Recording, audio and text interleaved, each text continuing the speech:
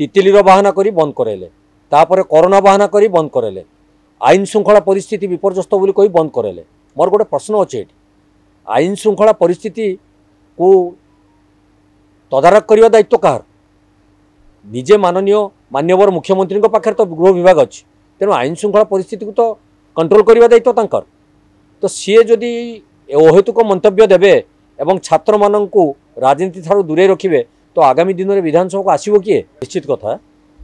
मु आपको सूचय देवाई चाहे सर्वप्रथम मुझे मो परिचयटा सृष्टि कर छात्र राजनीति मु छात्र यूनियन सभापति हिसाब से निर्वाचित हो सारापर आज आसिकी चेयरमैन ठार आरंभ कर विधायक पर्यंत आसी मु पहुँच पार्टी तो जदि आम भ्रूण हत्या कथा जो आपण मैंने कहते निश्चक सत कथा जे जदि आम नेता सृष्टि छात्र जीवन न करवा तेरे आगामी दिन में विधानसभा चलेब किए पार्लियामेंट चलेब किए आज आपण मैंने परिलक्षित होउची विधानसभा एवं लोकसभा अधारू अधिक लोक छात्र नेता ही अच्छा एवं छात्र नेतांकर जो परिपक्वता रही से माने से अभिज्ञ संपन्न हो आज देश को शासन कर भी परिचालन सुजोग पाई तेणु मोर कहबार कथा विगत दिनर सरकार गत 8 वर्ष धरी है छात्र राजनीति को दूरे रखिंट कौटी भय रही है सी निजे समीक्षा करेंगे तितिलीर बाहाना करी बंद कराइले तापर कोरोना बाहाना करी बंद कराइले आईन श्रृंखला परिस्थिति विपर्यस्त बोली कही बंद कराइले। मोर गोटे प्रश्न अच्छे आईन श्रृंखला परिस्थिति को तदारख करने दायित्व कहार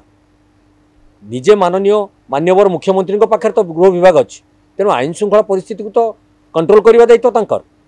तो सी जदि अहेतुक मंतव्य देवे एवं छात्र मानू राजनीति ठार दूरे रखिए तो आगामी दिन में विधानसभा को आसो किए कौ मैंने से शासन करेंगे। तेणु आमर आज दाबी थिला जो दीर्घ दिन 8 वर्ष धरी छात्र मानू निर्वाचन दूरे रखा जाइए तुरंत से आनी पुणी इलेक्शन करिवार व्यवस्था करा जाऊ तांकर निर्वाचन हो से माने निर्वाचन में भाग नियंतु एवं आगामी दिन में आमर विधानसभा छात्र नेता आसी एठी विधानसभा निजे विधायक ही तांकर परिपक्वता प्रकाश करंतु। आ गोटे दुखर कथा वर्तमान